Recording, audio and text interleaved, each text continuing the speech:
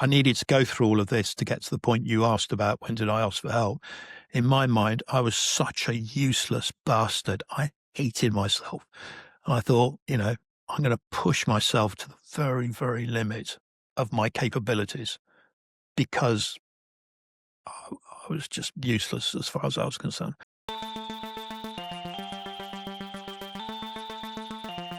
Jonathan, welcome to the show. Welcome. Thank you very much for having me on your show. Much appreciated. Absolutely. My first and most important question is, how are you doing? Like, actually, how are you doing? If you'd asked this about an hour and a half ago, I was getting quite stressed doing a proposal for a charity. But then I just did some reading, did some meditating, and actually now I feel just nice and calm. Hmm. Has your relationship with stress evolved over the last, I don't know, year, 20 years, your whole life? Like, what's your relationship like with stress since you brought that word up? I think I'm more aware of when it occurs, and I'm more aware that often there is something specific triggering it, or certainly now that's the case. And I'm sort of more conscious that not always, but quite often there's something I can do about it. Hmm. Um, but interestingly, stress for me, if you'd asked me even, I don't know, maybe 5 years, but certainly 10 years ago, if stress affected me, I would have said no, Hmm. because I would have seen it as a weakness. Interesting. And I have bipolar type 2 disorder. And what I understand now is that stress, the accumulation of stress, and sort of when I reach a peak of stress, that will actually trigger the bipolar downturn, which can happen almost overnight. And my partner at the time would often say, well, I think it's stress causing this. And I go, no, no, no, no, no. And it's only actually recently, maybe in the last sort of 6 months or so, that I've actually sort of made that connection of how I used to feel about stress and how I feel about it now. Hmm. Yeah, I'm similar to you in sort of my regards of how I've viewed stress. Like, because I was an athlete my whole life. And so I just viewed stress as part of the work. Like, if that's not part of it, then I'm not working hard enough, or I'm not doing enough, or I'm not being productive enough. And I think that's like, maybe as young men, that's an important mindset to have, because I think we need to get off our ass and do shit. Right? Just like anyone, but I can only speak to sort of young men in my experience. But then there does come a certain point where the stress becomes way, way, way too much, and we've just never dealt with that. So then it turns into other stuff, whatever that might be. Rage, anger, other things might come on. And so I do think at the way we view stress is also important, because I can view stress as sort of this like enhancing feature. But just like anything, there's a vice of excess and there's a vice of deficiency. There are people who don't have enough stress in their life. They're just not doing enough things that are hard enough that challenge them. And there are people like, let's say, a single mother of two, right? She's got way too much stress. She needs help. She needs support. Maybe she doesn't know where to get it or can't get it, right? That's too much. And I think, of course, like anything, there lives this like middle ground. And it seems like you now understand when it's reaching that excess. Probably doesn't reach a deficiency because you got a lot going on. You've written a memoir, you're trying to write this proposal, right? All of those stuff. But it's super important to become keenly aware of when it's tipping over or when it's not enough. But that's like really hard to know when you should push, when you should pull back. I mean, I think that just takes life experience. So maybe you don't get that wisdom until you're 30, 40, 50 years old. I don't know.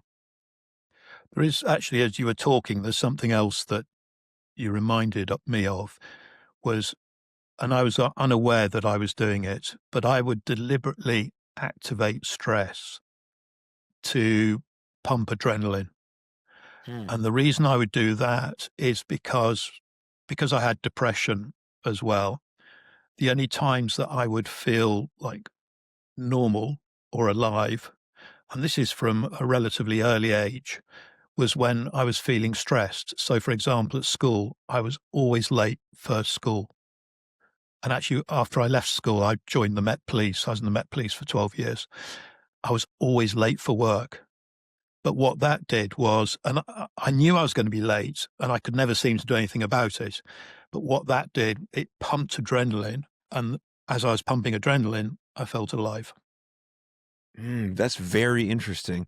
It's kinda like kids in school who procrastinate to the very end, Yeah, to because know it just, they're gonna get that fucking boost of energy just like, you when you're even in law enforcement when you sort of, live by some sort of rules and there's a standard you set by. That's very interesting. How long did it take you to realize that that's what you were doing? I think, I'm just trying to think now. It was certainly not before I was in my 40s, I think. And I was still actually, I was still doing it when I set up my own business. I would often be late for work, Mm. and it was a 45-minute journey into the city of London. And there I'd be like sprinting from my house down to the train station, sweat pouring off me. And yeah, I was still doing it then. Mm. Um, Yeah, interesting. Well, Jonathan, I'd like to go back a little bit and sure. talk to you about how you grew up and how that maybe impacted your life and the way you think about things, and to where you are now. So, what was your childhood like? Where did you grow up? Things of that nature. Yeah, sure. So I was actually born in Scotland, and I think stayed a grand total of 3 days there before I came back Okay. to England. So I've A got a lot bit of of time Scot there. I've got a bit of Scottish in me. Yeah. And so I was brought up in the middle of England, and I come from a very privileged background. So my grandfather, great grandfather, they had titles. Um, they were known as, well, my great grandfather was Lord Rochdale, and then my grandfather also got a title, and he was Viscount Rochdale. And I would eventually inherit these titles. There was also a family estate, which I was, in theory, going to inherit, but it actually didn't turn out that way. Mm, Um, so the expectation was, that I would follow this sort of path, that I would go to the top boarding schools, possibly Oxford, Cambridge, maybe go into the army, which is what previous generations had done, um, and then do some work for the benefit of others. So there was a big emphasis on service and a sort of negative emphasis on money. So doing something to make money was frowned upon, hmm, which is a bit ironic right. because they had everything they had and were able to enjoy the lifestyle they could because of money. But that was very much, I think, a Victorian mindset, which was sort of carried down through the generations. So that was the sort of background I had. I went to private schools, so private boarding school. I went to one to the age of 13, one to the age of 18. And yeah, so that was the sort of general setting.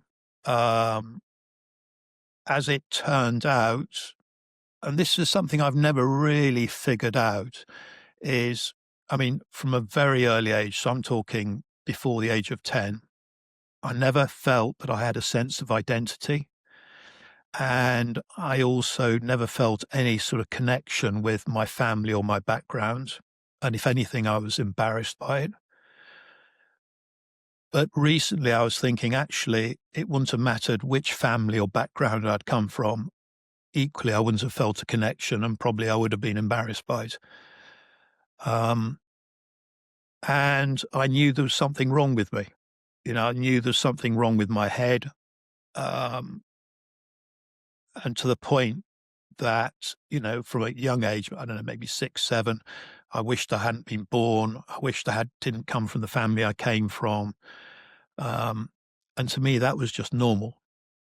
Mm, So by the time I started going to school, again, I felt like an outsider, but something else kicked in, and that was found it really difficult to study and to learn. And eventually, gosh, how many years after leaving school? 30 years after leaving school, I was diagnosed with dyslexia. But back then, I had no idea what was going on, except that it was really difficult to learn and it was really difficult to study for exams and perform well in exams. And within a relatively short period of time, as far as I was concerned, I was stupid. Mm, And that stuck with me again until my late 40s. That if secretly in my own mind, I still had this feeling of being less than, of being stupid. And it wasn't till my late 40s that suddenly it just went. I think it might have been sort of around the time that I got my diagnosis for dyslexia. Um, so there was this conflict between, my background, what I was supposed to be doing, and me. mm, Um, and I was much more interested. I wasn't really interested in any intellectual pursuits. I was more interested in sort of doing things with my hands, like whatever it was. Um, and then around the age of 16, um, things were as they'd always had been. But there was a new music movement in the UK, punk rock. So when it came out, it was like, people were shocked, and some of our newspapers would say, "This is outrageous. How can we allow this going on?"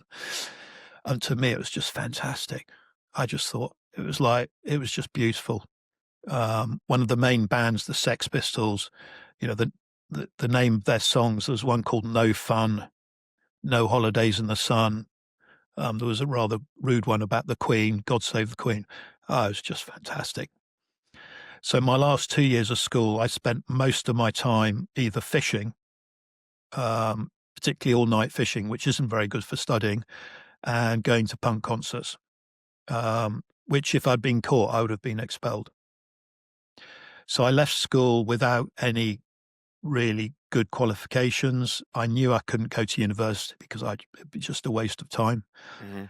And I was very, very lucky in that I did sort of manual work on building sites in restaurants, and then I got an opportunity to work as a cowboy in Australia. Can I pause you right there and ask some Yep, follow-up questions? sure, go for it. Um, so when you were a young boy and you started feeling these feelings of not belonging, no sense of identity, not wanting to be born, was there also did you have this battle of like because you had things that you needed per se, right? You had a house, food, I guess family, people to take care of you, but you also felt this way of like not basically not wanting to be alive. Was that like a struggle that you recognized during those times, or something that you're looking back on now that you felt? Oh, no, I definitely recognized it at the time. I mean, Mm. that was my conscious thinking, Like um, consistently? pretty much. Mm, I mean, I think, times where things were okay, but then I'd have sustained periods of where things weren't okay. But always in the background was a sense that I didn't fit in, I wasn't normal, there was something wrong. mm. And that was from a very, very early age. And you never told anyone close to you about this? Not that I recall. I think the first time I did was when they were talking about expelling me from my first school and my parents were called down. And I think that might have been the first time I sort of tried to articulate. And then occasionally, I remember one instance in the next school, but no, I didn't talk about it. Um, and I didn't talk about it until I started going. So I have an addictive personality as well. I have a smorgasbord of mental health issues. Um, I have an addictive personality as well, and I started going to some 12-step fellowships in my early 20s, and that was the first time I really talked about it. Mm. How did your parents receive it that first time you sort of talked about it initially when you were younger? Or did they just, sort of pass it off as nothing? I think from memory, they weren't sure or no one knew what to do, Mm, and the general feeling was that I was just being rebellious and I should pull myself together. Mhm. And I remember I went back to school. I can't remember when it was actually. Might have been when I was about 12. I went back to school and within a couple of weeks I was in trouble again. And I remember getting a letter from my father saying, "Jonathan, I'm very disappointed in you. You promised you'd change," so on and so forth. So I think it was seen as rebelliousness and a choice of behavior, and I should pull myself together. Mm. Not as something that you were actually dealing with that needed different sort of tools and protocols and help rather than you just sort of whimsically making a choice to change. Yeah, that was like a stratosphere away. Mm. But in fairness, I think at the time, so we're talking late 60s, early to late 70s, there wasn't really any talk about mental health and certainly no talk about neurodiversity. Right. Um, and if there was any talk, it would be sort of like, he's a bit of a nutter, he's a bit of a lunatic, you know, send him or her off to the loony bin. I mean, it was, if somebody did have problems, it was, yeah, sort of not really, it wasn't talked about or it was demeaned or laughed at. And that was just normal. Yeah. I mean, the stigma around mental health has only changed recently. I mean, I still think the way we think about even just the words mental health need to change.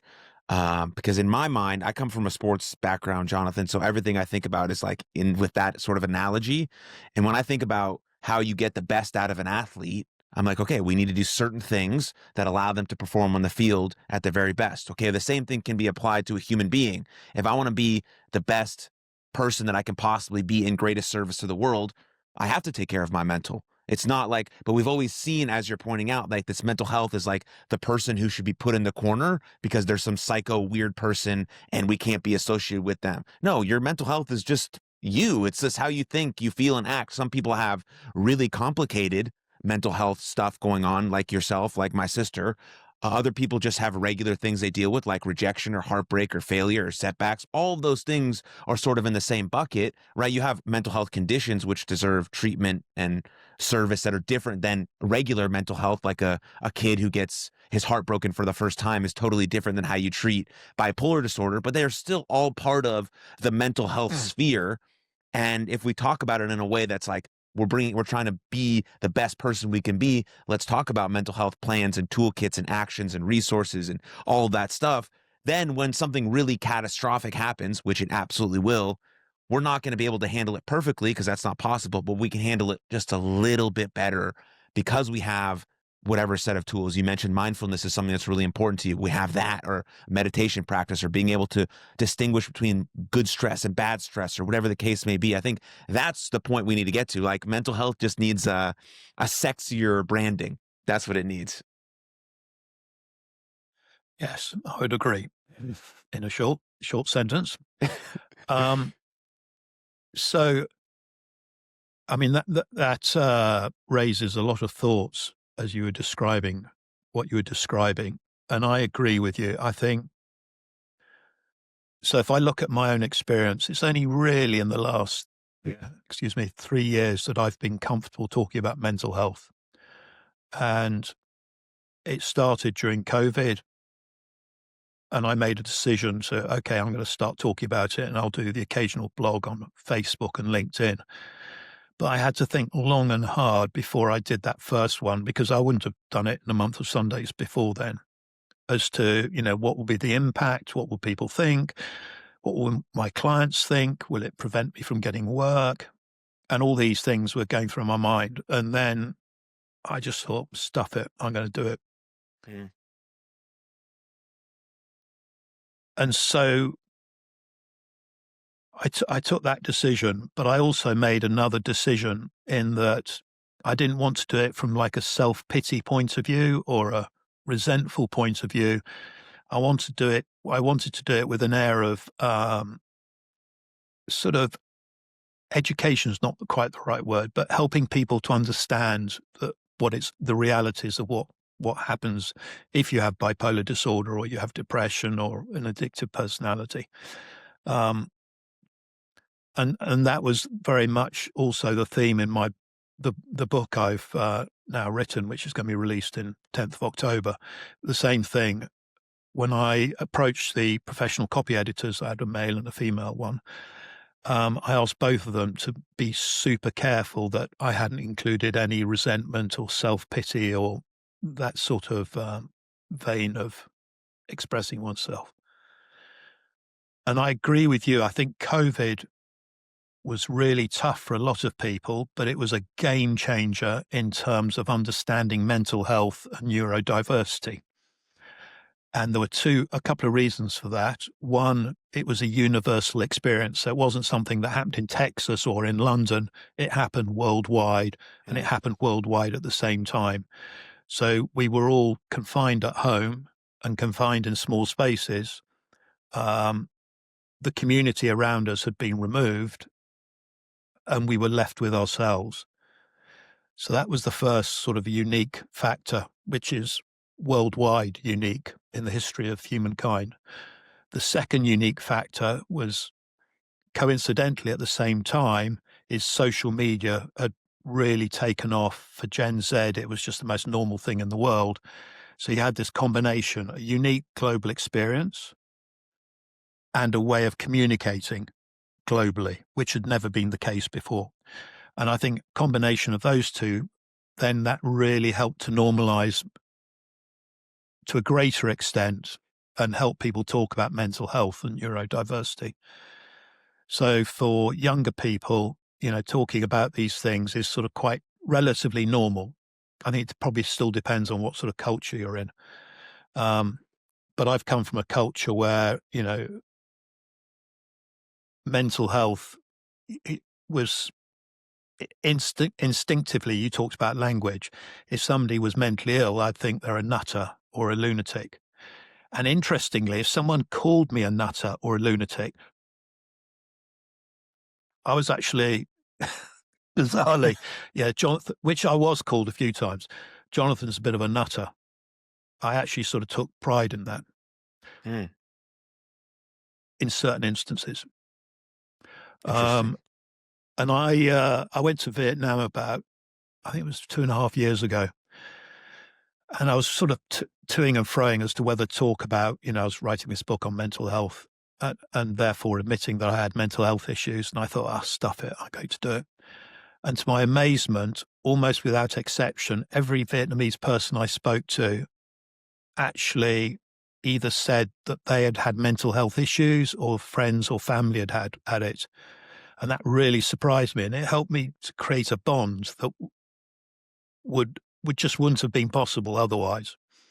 And then the second thing that a lot of people said was that pre-COVID in Vietnam, and I think it's the same in many places, nobody talked about mental health.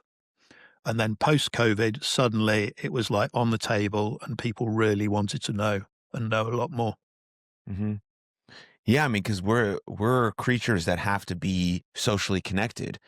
And when the coolest part about sort of the rise in talking about mental health is people sharing their stories. I mean, I don't have to know you at all, Jonathan, but if I read your book or read your blog and I have some of the same feelings that you do, I'm instantly connected to you and I'm instantly less alone. I mean, that is the sort of the greatest gift you can give another human being who feels like which sometimes our brain convinces us that we are the only person on the planet who's ever felt this way ever. And we suddenly stumble upon a story of a real person talking about a real situation in their own life where they feel the exact same way as me. And it's like, holy fuck, thank you. Like that shit is powerful. And like we can sort of complain about all we want about how bad social media might be. And I agree, there are some not good things about it, especially for young people. But we can also talk about some of the good things that it represents, which is you being able to share a story of resilience to whoever needs it, right? That's where it's going to get to. I mean, the power of whatever faith, whatever you believe in, it's going to get to the people that need it, and they're going to feel it inside their bones, and they're like, "Oh, Jonathan and I are like the same." but then that person may never tell you anything ever about how that changed their life. But like, that's the beauty of it. And you doing it is good no matter what. And I think that's what we have to start thinking about when it comes to sharing these stories about our mental health. Because like you said, right, you didn't want anyone to feel like the self-pity or the resentfulness of your story, or feel like you were helpless. You just wanted to share what you were going through. And that's really what it's all about. And so, yeah, some people receive some of those stories still poorly. We're obviously not perfect human beings, but the majority of people that I've talked to and come in contact with really understand those struggles, and they want to be connected to them, because at some point in their life, they might feel some of those resulting same emotions. Maybe not the same experiences, but some of those emotions might be the same. And I completely concur with everything you've just said there. And I think when people are listening, they're listening on behalf of themselves, but also on behalf of their family, their friends, and their colleagues. And I've been surprised how, when meeting someone new, thinking I've got absolutely nothing in common with this person, or they won't be interested in what I've got to say, when I've talked about my experiences with mental health, it creates a unique bond between us, and we're able to talk about very deep and personal things almost within seconds. Hmm. And when I look at sharing my experience in that light, it actually is incredibly powerful. So if I've got the courage to open up and be vulnerable, that then opens a doorway in terms of a much deeper and richer relationship or interaction with someone that would have been possible otherwise. 100%. Yes. All right, let's go back, because I can't not talk about you being a cowboy. Well, of I'm sure course you, not. You're from I'm sure you, Texas. yeah, I'm sure you get that a lot every time you bring up that fact. And I don't know if you've ever seen the show Yellowstone, but it's very popular in America right now. And so everyone's sort of obsessed with cowboy culture here in America. But, what was that like? I'm sure you just didn't hop in and become a cowboy instantly, but did you have some choices when you moved out to Australia? What was going on there? Yeah, so I moved out to Australia when I was about 20, I think. And I had two opportunities. One was to work in some mines in central Australia, and the other was to work on a cattle station in northwest New South Wales. And I chose the cattle station. And the Australians, they refer to cowboys either as station hands or a jackaroo. So station hands are people who've lived there all their life, and then jackaroos are people who come in and see farming as a specific career and want to be farm managers and so on. And so I went onto this cattle station, and they didn't think I would last. So they gave me a really boring job for lasted a week or 2 weeks, which was sanding down the iron railings on one of the cattle enclosures and painting it with metallic paint. But because I'd done that work in London, I just, it was water off a duck's back. And the best thing I did was I told them I'd never ridden before, which wasn't exactly true because I had ridden a little bit. But I thought if I say, well, I've never ridden before, then that they'll give me some leeway, which they did. And it was a gradual process. So I arrived in the autumn, and during the winter months, you do like fencing, sort of a lot of maintenance work. And it was a relatively small cattle station, so it was 80,000 acres. I'm not sure what that is because you don't use acres in the US, is that right? We know, yeah. For in terms of land, yeah, acres is good. Yeah. So it wasn't a huge cattle station by Australian outback standards, but by UK standards, it was quite large. And we had about 10,000 head of cattle. Mm. And yeah, just gradually I got to learn how to ride a horse Australian style, which is very different to UK style. You ride with just one hand, obviously cowboy hat, spurs, cowboy boots, and we all had stock whips that we would use when rounding up the cattle. And during the sort of spring, summer months, we'd be rounding up the cattle. And, some of the paddocks, I think one of the largest was about 12,000 acres, but it was also swampland as well. And we started about 5 in the morning and we were still going at 7 in the evening. Like everyone was just shattered. but the last part of it, we had the cattle up against the fence, and they were really awkward, these cows, because they kept breaking off and trying to go back into the marshland. We got them against the fence, and then the overseer shouted to us, and I think there were about 5 or 6 riders, to then pick up the speed.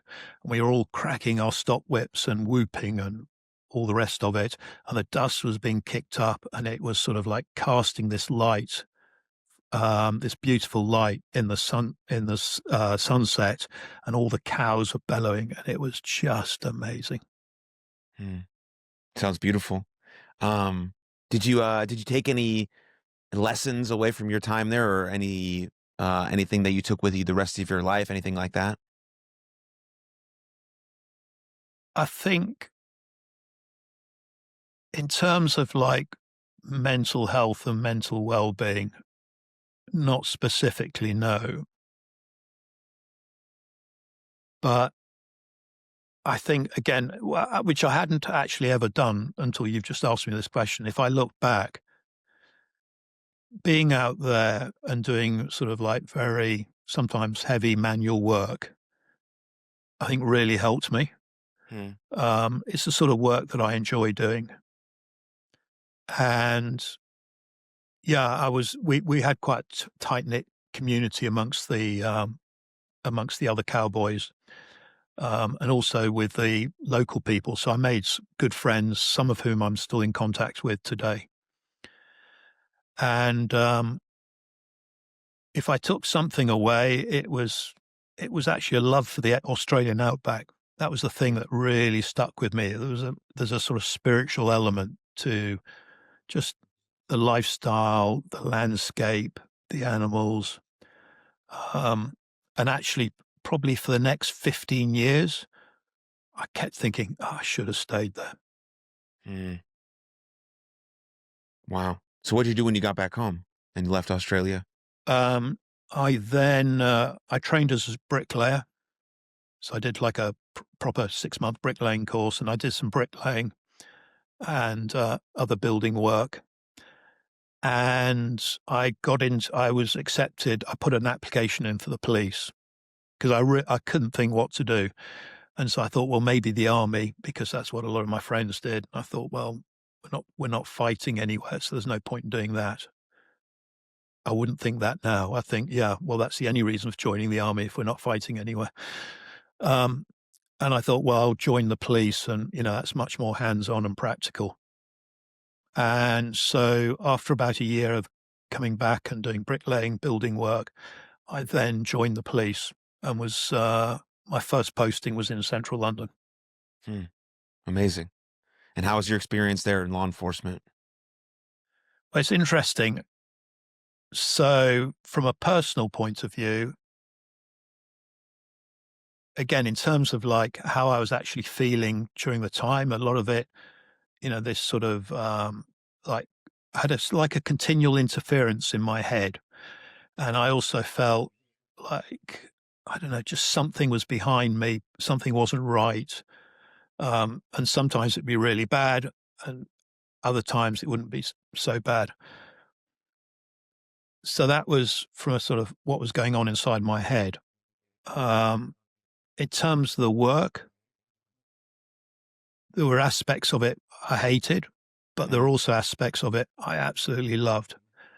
So I wanted to be a detective. That's all I wanted to be. I could see there was a purpose to being a detective. And so sounds a bit odd, but I was good at arresting people. And I did some crazy things when there was one time I was off duty, and I saw this person run out in front of me, and he had like a sort of 12-inch carving knife, and he was covered in blood.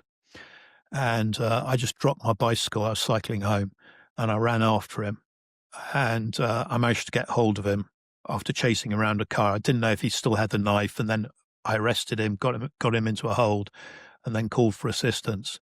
But that could have easily have gone. We have an expression, pear-shaped. Mm. But that again, that type of like danger, I loved it. Mm.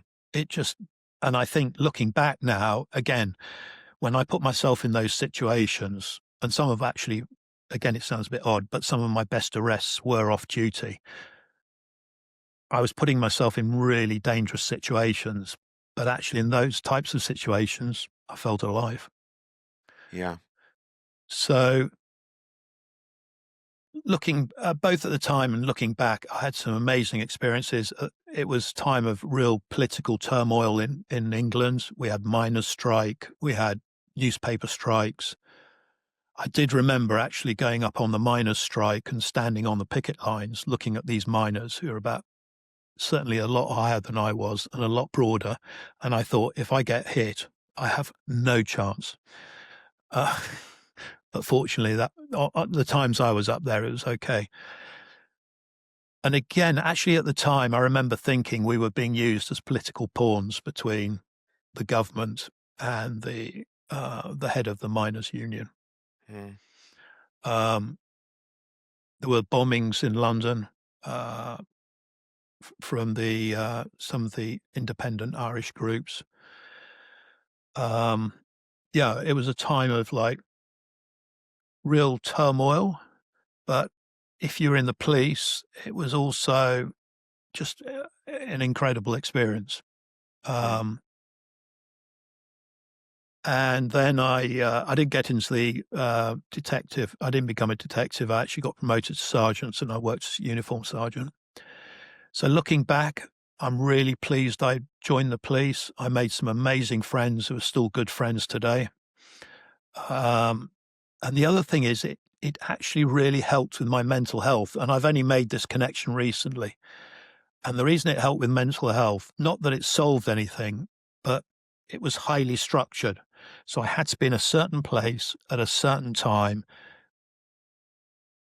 In general, it was quite specific as to what was expected of me. And this helped me to function. Mm. And what I could never understand was we'd have like sort of what we call long weekends, so 4 days off. And by the end of 4 days off, my brain was fried.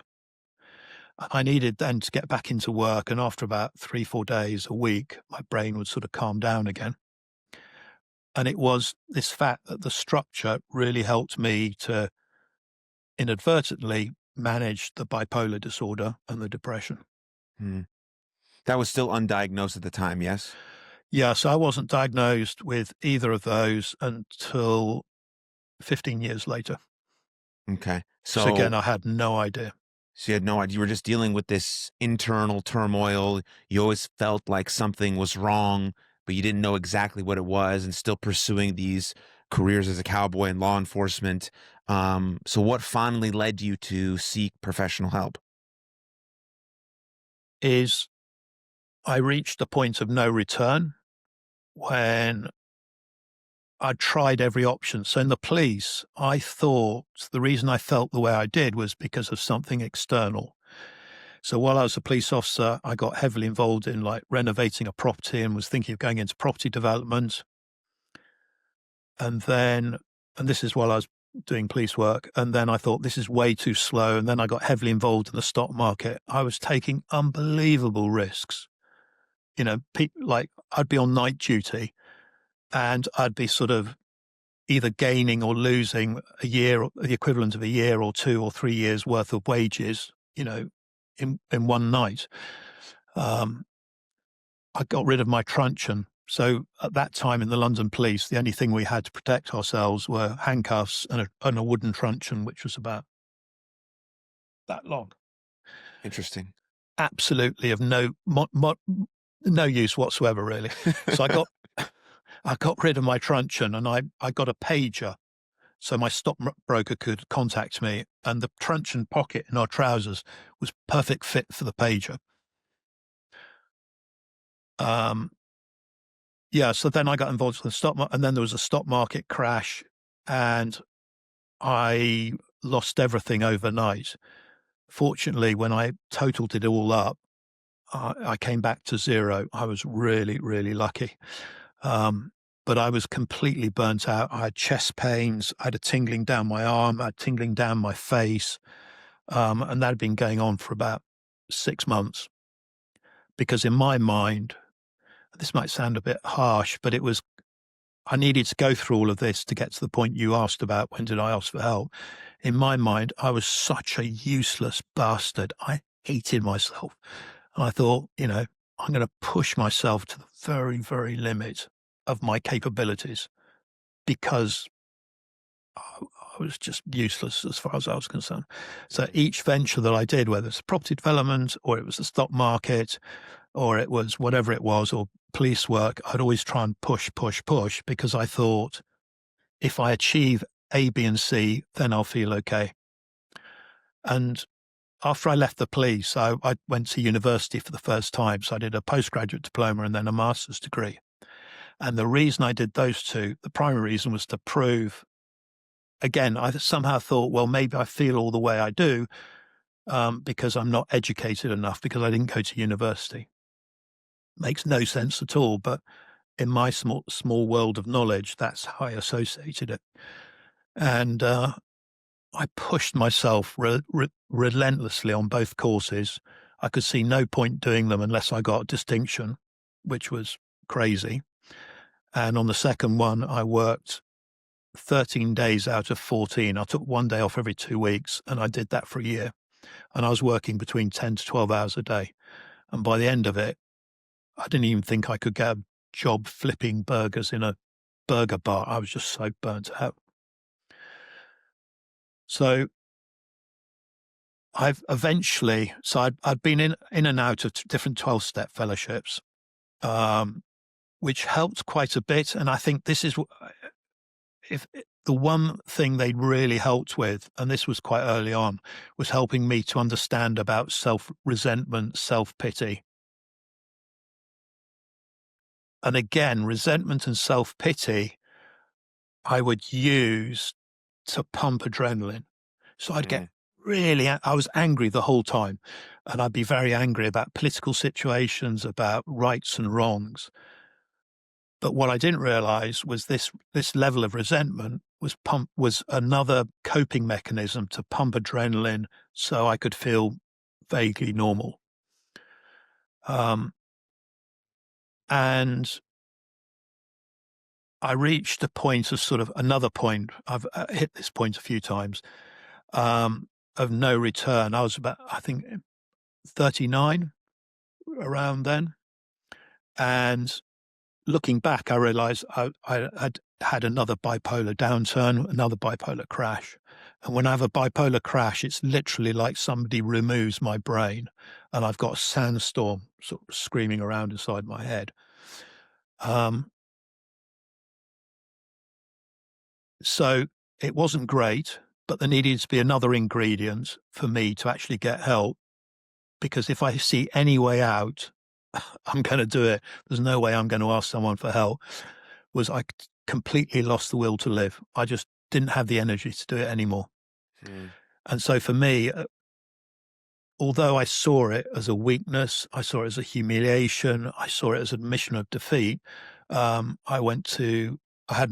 got an appointment with a therapist. Wow. I personally relate to your story, because of, I have a sister, Jonathan, but she passed away 7 years ago. And she killed herself because, she struggled with similar things that you struggle with: bipolar disorder, depression. She developed schizophrenia near the end of her life. And it's interesting, when she first got diagnosed, just sort of we're talking about sort of the stigma behind the words mental health and all these things. When she first got diagnosed, and like people close that were considered close friends of hers, the way they treated her after that was just something that I'll never forget. She was also bisexual, and so when she would maybe date a female, people would be like, "Oh, she's just a crazy person because she's bipolar. She doesn't really mean that. That's not who she wants to be with." And just these labels that people put on someone when they figure out that they might have bipolar disorder, and now all of a sudden they're crazy all the time, no matter what, and every decision they make is like some sort of weird thing that's not like who they are. I mean, my sister was a very confident and sure person. Yes, of course, she made some rash and impulsive decisions. That's part of her condition. But it's just so interesting now looking back on it, how people viewed that. And even me, I was very unaware of that. She was 2 years older than me, so I was younger when she was first, diagnosed with this, and even how I thought about it. And now, just looking back on it, it's just, interesting. So I just wanted to share that as, side note to your story, and sort of understanding what you might be going through, and other people who might be feeling the same way. I've seen it, with my eyes, and also I'm extra glad that you're still here, and that you wrote the story and you do have the will to live now, because I've seen the other side of that, and how really dark and scary that can be. Yeah, I mean, from what you were describing of your sister, for people to sort of merge the two things or three things, mental health, neurodiversity, sexuality, all completely different things. Hmm. Um, and to see everything through one lens, like say through a bipolar lens, which people, and you've just sort of described it nicely, is people associate the bipolar with crazy. So therefore, if you look at everything through the bipolar lens, you can then excuse, as you say, anything the other person does as, oh, they're just being their usual bipolar crazy self. Hmm. When in fact, the behaviors that they are engaging in are completely normal within the sphere of whatever that behavior is associated to. Right. Um, and it raises another interesting point, which I was thinking about relatively recently. I think it's more and more acceptable now for people to say, well, I've got an addictive personality. There isn't the, oh my gosh, compared with, a few years ago. Depression, again, I think people are sort of quite relatively accepting of that. I think there's still a sort of bit of a feeling of, well, can't you just pull yourself together? Um, I think the people who say that probably have never experienced depression. And it's also, I think, really helpful, and which is something that I've sort of learned more, I'd say, in the last few years, of the difference between a natural stress and feeling down. So if I don't get a particular type of work, which I've been working hard for 6 months, I'm going to feel down, and that is Hmm. normal. Nothing odd about it. Shouldn't give myself a hard time, and just, do the things that I can do to lead a healthy lifestyle. And at some point, probably not too distant future, I will come out of it. That is a different ball game to depression. So somebody who's never experienced depression and has only experienced feeling down, they will probably interpret feeling down as being depressed. Whereas for me, actual depression is like a completely different ball game. Yeah. So I think people are more accepting about talking about depression, but bipolar disorder, I think, still a tricky one. And the reason for that is because there is this unpredictable element in terms of the mania. So for me, I'm bipolar type 2, I have hypermania, but my hypomanic activity can be extremely disruptive. So when I was in the stock market in my 20s and I was dealing in highly risky financial instruments and I was risking absolutely everything, all or nothing, looking back, I now realize I was on a bipolar high. Hmm. Um, so I think because there is this sort of uncontrollable element for either hypermania or, as your poor sister experienced, mania, which is the full-on psychosis, I think that makes it more difficult for people to wrap their heads around it and to talk about it. And for those of us who have bipolar, should I or shouldn't I talk about it? With a friend, with colleagues, with acquaintances, with strangers. Now, because I'm interested in sort of putting my experience to the benefit of others, I'll talk about it with anyone. Right. Um, but I think for a lot of people, there is still this stigma. Yeah, I agree, because also oftentimes you run into people specifically who use their condition as an excuse for their behavior. And it's a good reason. There's reasoning behind it, but I don't think it's an excuse. And then a lot of times when horrible things happen, people related to that, like, oh, this person is just mentally ill. That's why they did the thing. They're violent because they're mentally ill. They did that because they're bipolar. And then it also causes people to only associate those types of behaviors with those types of people. And I understand, like, we're human beings. We can't think of like the vast world of every person dealing with every situation. But I think also that language surrounding that is also has produced some of those thoughts in people when they see that. And I don't really know how to change that. Just with more conversation about it, more stories shared about it, more dialogue about people who have overcome and are doing great things with it. I mean, my sister was an engineer at Raytheon. I mean, you've done all of these things that we've talked about throughout your whole life with the condition. So there is people who have overcome and battled and are doing great things. And so if we can share more of those stories, then maybe as human beings we won't totally associate this with this, and we can broaden our perspective about it. Yes, I would agree. I think certainly from my experience, so I now attend a voluntary bipolar group, peer support group once a month. And I've been attending this group for about maybe 2.5 years. And even though I've got all the experience I've got, and a lot of the people are sort of quite new to their diagnosis, I find it really, really helpful because each time I come away going, oh my God, I didn't realize that. It's like I'm still learning. Um, so it was only during COVID. So you talked about, people managing their condition or using it as an excuse. It was only during COVID that it occurred to me. So I always thought, if my mood regulator, it goes up like this, hypomania, crash, usually within 24 hours. And then I'm literally on the bottom of the seabed for about 4 to 6 weeks. And I always thought, I need to manage this crash. I need to manage, what do I do when I'm on the floor? And it was only during COVID that I realized, because I had 3 or 4 highs and crashes and then lows in quick succession. It's only in COVID that I realized, actually, the only thing I need to do is manage this hypomania and try and stop myself about here so I don't go up. Because if I don't go up, I'm not going to crash. And to me, Yeah. that was like, oh my goodness, that's amazing. Now, I haven't always been able to do that, because I think the other problem with when you have, certainly from my experience with the bipolar, is the self-awareness isn't great. So it took me from diagnosis 22 years to realize this thing about, this is what I've got to try and stop. Yeah. I think the other challenge is, so there is an element of I can control certain things, but that's because I got bipolar type 2.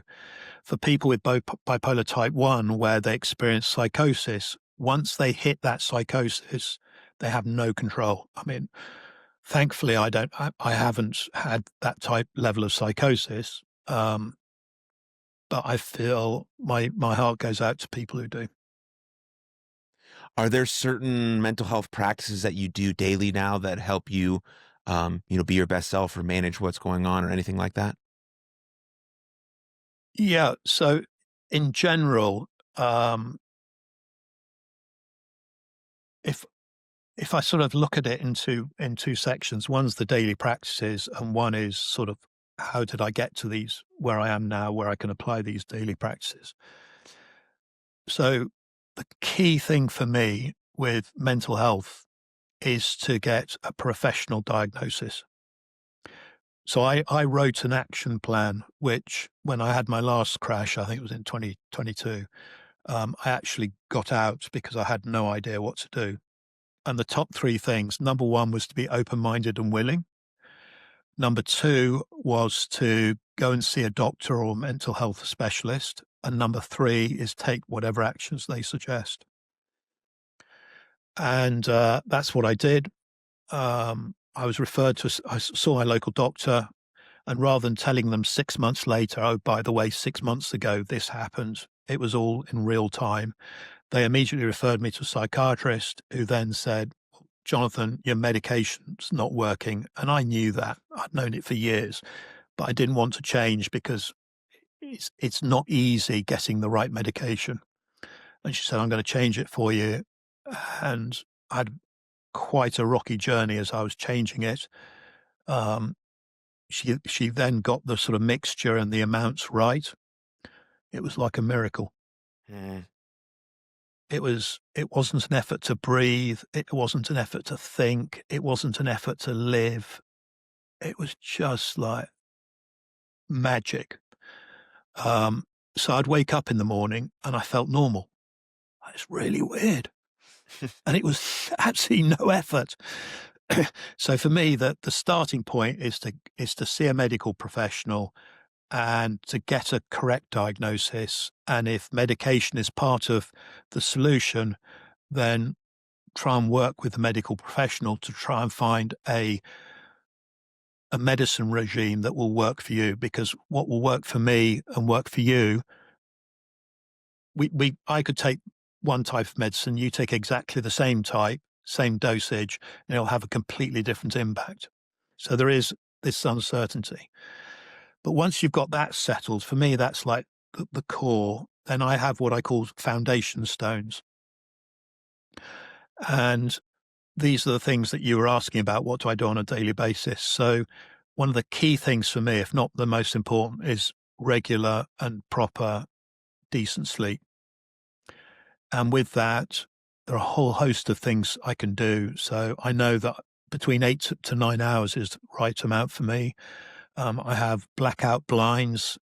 I have two alarms, one in my bedroom, but one which I can't get to, so I have to get out of bed, and the other one in the corridor, which means I have to open the door and go to the corridor, which increases the likelihood of me getting up.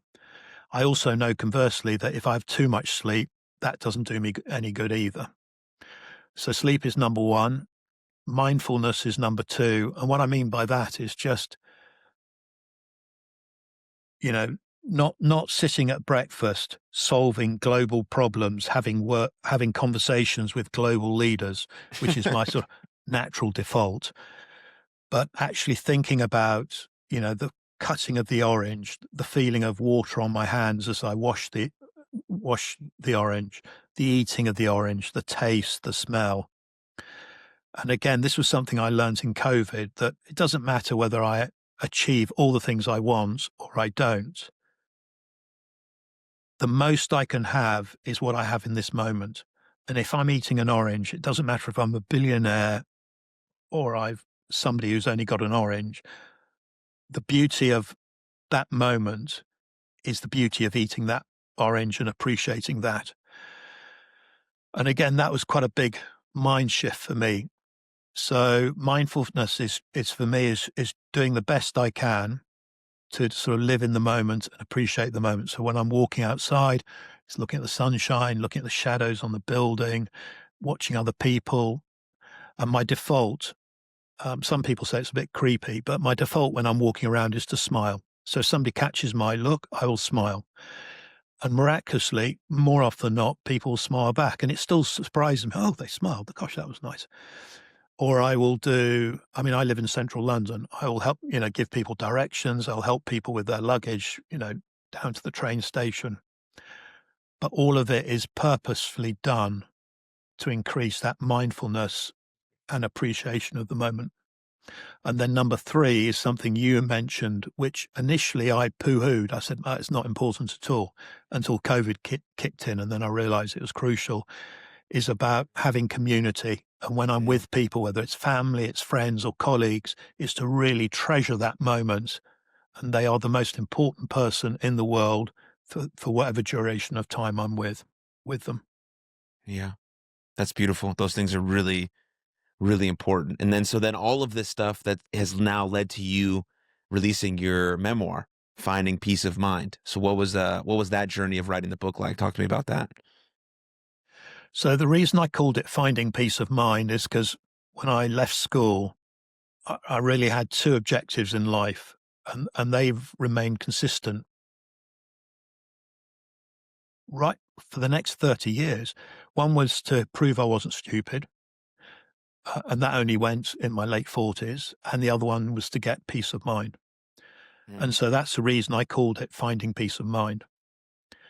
Um, I started actually writing it when I was in Vietnam. So I took 6 weeks off, which was very unlike me because I worked too much. And in the last 2 weeks, I thought I'm gonna start writing this book. So this was about 2 years ago.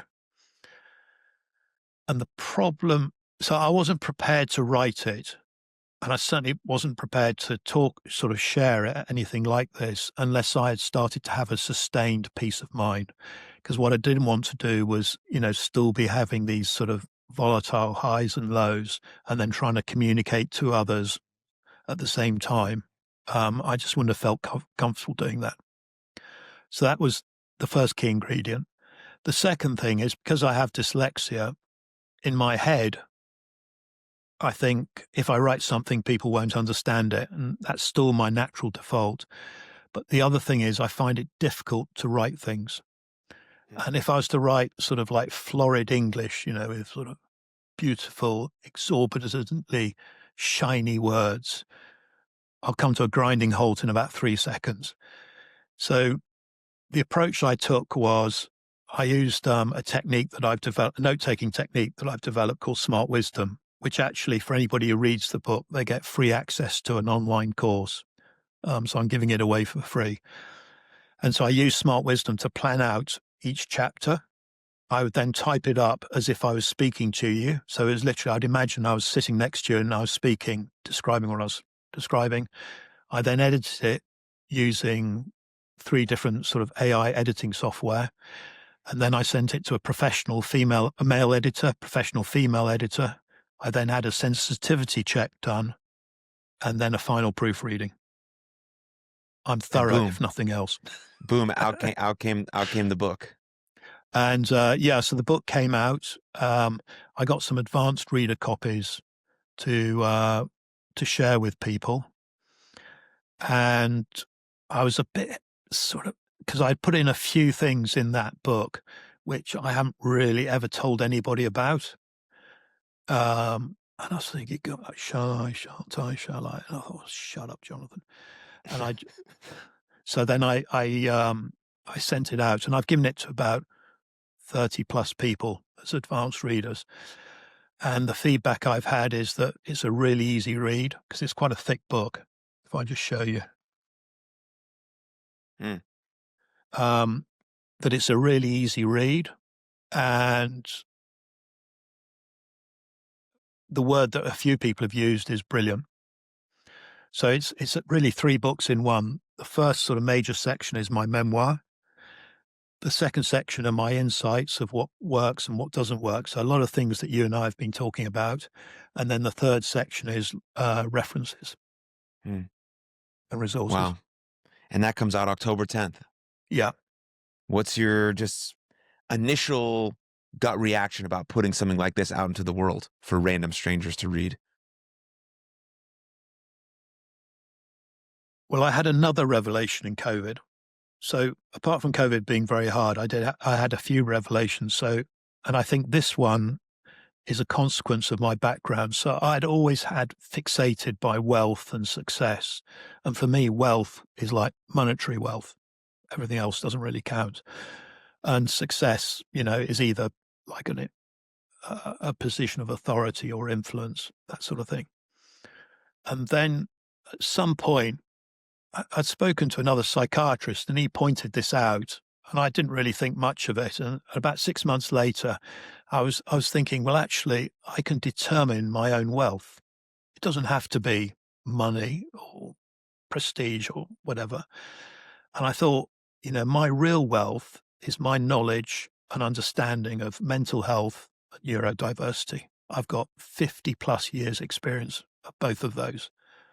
And that is an enormous wealth. And because I'm quite competitive, I guess very much like you, I thought there aren't that many people who've had that amount of experience where they've tried to do it on their own for 20 years and then sort of followed medical advice and medical help for 20 years. So once I got around my head that that actually had a value and I could see that as my real wealth, then success was putting it in a format that I could share with others and doing my best to share it with others. So actually coming back to your question of, well, how do I feel about putting it out there? It actually ticks those two big boxes of verbalizing my wealth in an easy to access format and doing my best to get it out there, which is why I'm going to do this charity walk starting January the 1st next year. Amazing. Yeah. I'm excited to see that charity walk unfold and for you to do it in wintertime. I'm quite curious too. Yeah. I hope you document it like video wise or whatever you do. Yeah, just to make sure that just specifically personally so I can see it. Yes. So what the plan is to well, at the moment the plan is to take a photograph of something I like every day, something I think's beautiful. So even if it's pouring with rain, there'll be something I will spot. And the second is to interview one stranger a day about mental health and to have Mm. a conversation. And so what I hope to do is to record that conversation and they can ask me questions. And every day I will post the photograph of something beautiful and a conversation with a stranger about mental health and well-being. Sounds absolutely brilliant. Well, Jonathan, I really appreciated this conversation. I appreciate what you're putting out to the world. Obviously, it means a lot to me in a very personal note. But is there anything that you want to mention that I didn't ask you or forgot to ask or whatever the case may be before we wrap up? I think if I was to sort of make one final thought is that there, there is hope. And I think if we have the courage to talk to people, specifically, if we can, I mean, initially friends, I think that's fantastic.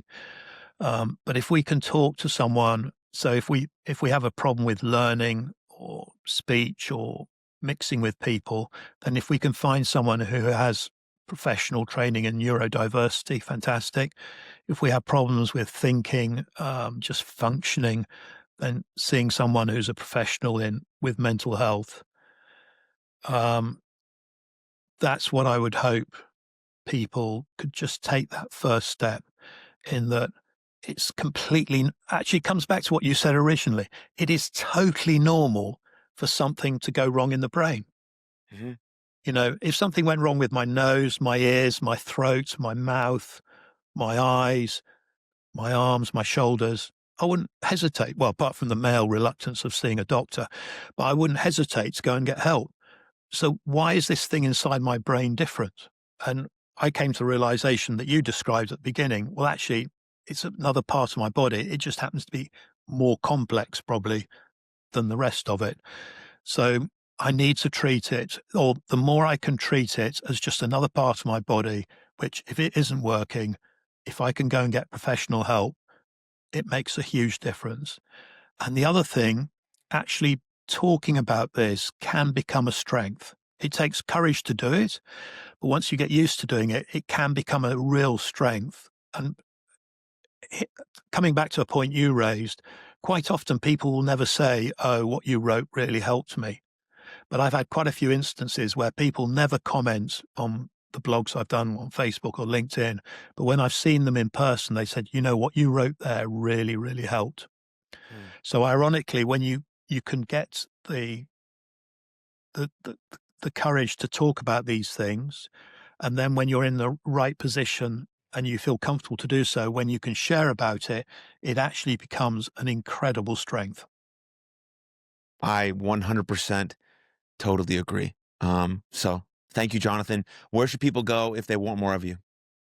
Um, They could connect with me on Facebook and LinkedIn. So it's Jonathan Kemp London. And on my Instagram, which I will be setting up, and probably TikTok, though I'll have to put my hands up. It's a bit above my pay grade, but I'm going to find out about it. Again, on Instagram, it'll be Jonathan Kemp London. Amazing. Well, thank you, Jonathan. I appreciate you very much. Thank you very much indeed. Thank you very much for tuning into that episode. And if you enjoyed it, click right here for another full-length episode of the podcast. And please don't forget to subscribe. But most importantly, above all else, please take good care of yourselves and others. And I'll see you next time. Lots of love. Cheers.